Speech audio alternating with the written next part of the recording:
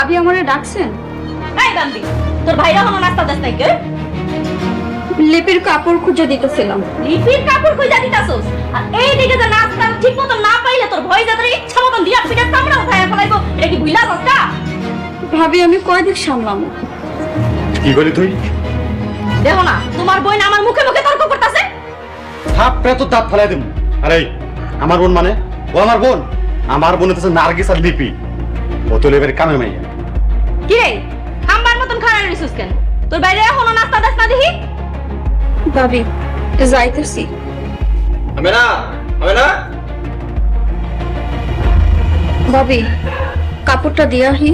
তোরে আমি যেটা কইছি তুই ওইটাই করবি। হবে না। আইতাছি। এই, আইতাছি মানে কি? হ্যাঁ, আইতাছি কি?